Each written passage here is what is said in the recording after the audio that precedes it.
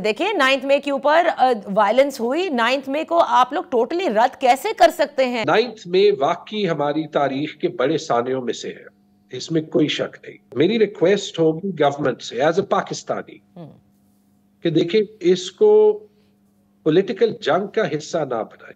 9 مئی کو جو توڑ پھوڑ ہوئی وہ توڑ پھوڑ کی اجازت نہ اس دن کو تھی، نہ آج ہے، نہ آگے ہونی چاہیے۔ اگر میں گورنمنٹ میں ہوتا تو میں کوشش کرتا کہ 100% نہیں 200% کوشش ہو کہ 9 مئی کا رسپانس ابو بورڈ نظر آئے اور ایسے نظر آئے کہ کوئی حکومت پہ انگلی نہ اٹھا سکے۔ دیکھیں 13-14 ہزار لوگ اریسٹ ہوئے، فورسڈ کنورژنز ہوئی، لوگوں کے گھر توڑے گئے، اس کی وجہ سے پورے الیکٹرل پروسیس پہ سوالیہ نشان اٹھے۔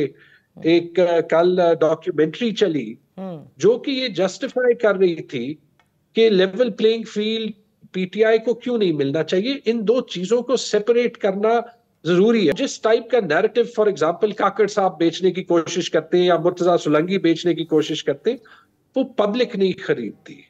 اور اگر پبلک نہیں خریدتی اور وہ یہ دیکھتی ہے کہ ایک سیاستدان 16-17 بار جیل میں جاتا ہے، ایک چارج پہ، دوسرے چارج پہ، تیسرے چارج پہ، ایک ہی پارٹی کے لوگ الیکشن سے باہر نکالنے کی کوشش کی جاتی ہے، ایک ہی گاڑی میں ایک خاتون کو 8 مہینے جیل رکھا جاتا ہے، دوسری جب پریس کانفرنس کر لیتی ہے تو وہ آزاد ہو جاتی ہے۔